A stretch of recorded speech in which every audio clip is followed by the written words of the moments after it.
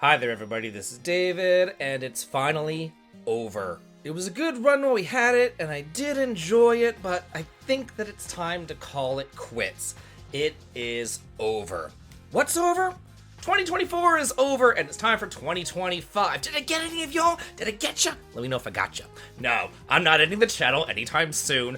I just want to talk about 2024 being over, and 2025 coming on through, and what games I am most looking forward to in 2025, and I do think that's worth the sub, as I do try my hardest to hit 100,000 subscribers by the end of this year, hopefully. Yay! With your help, your like, and your sub, I do know that I can get there, and it's not over! It's just beginning. Let's go and look at all the great games that are coming out this year. First up, going in release order, we have Tales of Graces F Remastered, releasing for the PS4, PS5, Xbox, Nintendo Switch, and PC on January the 17th. Nowadays, we do seem to take the Tales series for granted, because every time that one releases, we just know that we're going to be getting it.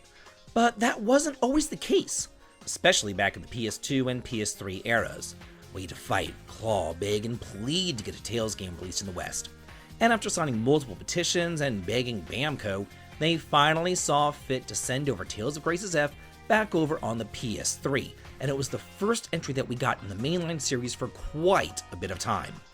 This here is a really unique entry into the series, as it follows a group of friends throughout their childhood, teenage years, and even into their adulthood. And this remaster here offers new quality of life improvements, such as an autosave, the ability to turn off encounters, and all DLCs included. And I just cannot wait to see what other Tales games that we do get in this 30th anniversary celebration in this next year.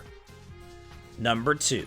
The Legend of Heroes Trails Through Daybreak 2, releasing for the PS4, PS5, Nintendo Switch, and PC on February the 14th. So, I know what I want for Valentine's Day. I want a double date with Van and Aaron. All jokes aside though, I do absolutely adore the Trails series. I have for almost like 20 years now really, and here we have the second installment of the Daybreak duology. And while this didn't receive the best reviews over in Japan, I am personally still looking forward to it, because I just kind of want to see what it's all about.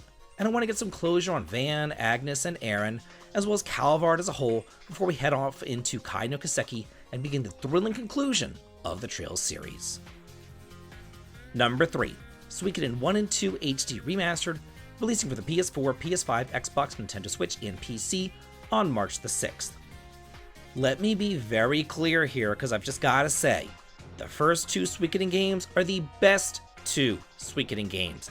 And that's not like nostalgia talking or anything, that's some cold hard facts.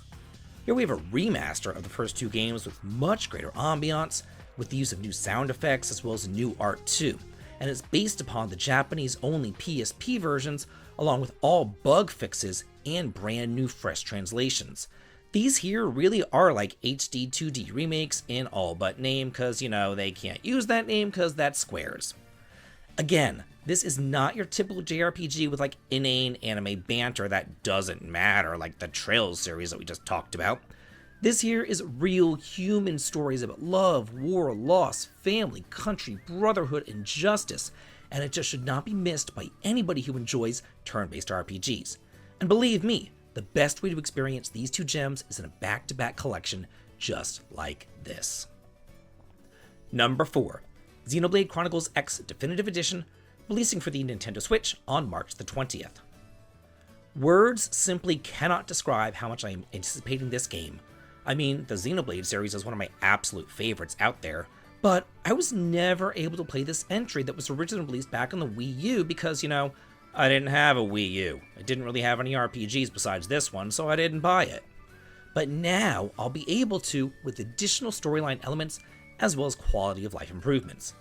This here is a side story to the rest of the series, taking place after Earth is destroyed, and you take off on a spaceship and you crash land on the planet Mira and establish New LA, which acts as your home base before you set out to explore the 5 different continents in like an open world sort of style. The main storyline here does take a back seat to the side quests and exploration, and honestly that's pretty much like my favorite part of the whole Xenoblade series, is just going around and exploring and taking in all the beautiful environments and just seeing what's out there. Number 4. Atellier Yumia, releasing for the PS4, PS5, Xbox, Nintendo Switch, and PC on March the 21st. I just have a love-hate relationship with this series over the years, loving the entries on the PS2, hating the entries on the PS3, but then falling back in love again whenever the Ryza series hit. And this here seems to take everything that was great about Ryza and expands on it, almost like a Tales of Berseria twist too, where it seems to me like you're playing as a take-no-prisoners absolute bitch on wheels who is ready to go out and kick ass and commit murder to get her way. And boy, if I am right, what a great twist on this series that would be. It's so good to get away from that light-hearted, happy-go-lucky thing that they're always doing. I can't wait. Number 5. The Lunar Remastered Collection, releasing for the PS4, PS5, Nintendo Switch, and PC sometime in the spring. I love some Lunar! These games could very well be the first games that I ever played that had animated cutscenes, as well as voice acting and even singing. The boat song Wind Nocturne still gives me chills to this day, and I actually have it memorized. But not only that, Lunar boasts a lively, vibrant, colorful world with a fabulous working design's humor. But I've gotta say, I don't think that this translation is going to be using working designs as script, so we're getting a full new translation here. And the storylines will stay with you for the rest of your life, as you definitely fall in love with the characters. The battle system is turn-based, but unique, because you can move about the field and target different areas. Everything about this series just oozes charm, and I am still in shock that we are receiving a bundled remaster of them both. What a time to be alive. Number 6. Clair Obscur Expedition 33, releasing for the PS5, Xbox, and PC in spring of 2025. This here is such a cool freaking concept, and it's totally giving me like Lost Odyssey, Final Fantasy vibes. And whenever we seem to be getting all sorts of like rehashes and remakes and spiritual successors every time I turn around, here we have a brand new IP with a brand new story that's never been told before.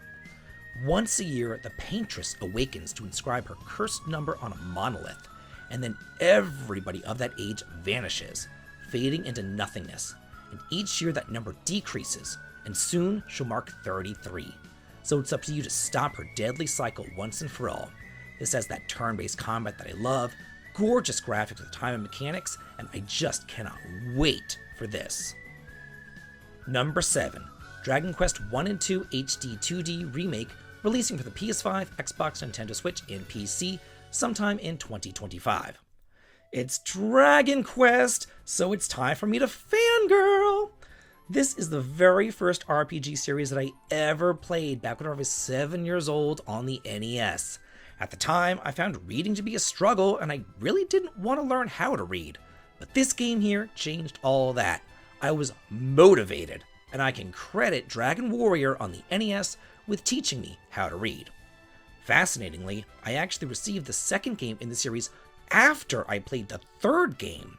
And that's probably because the game was just really rare down in the deep south, but after playing and loving the third game, I had to get my hands on the second, and I am so glad that I did.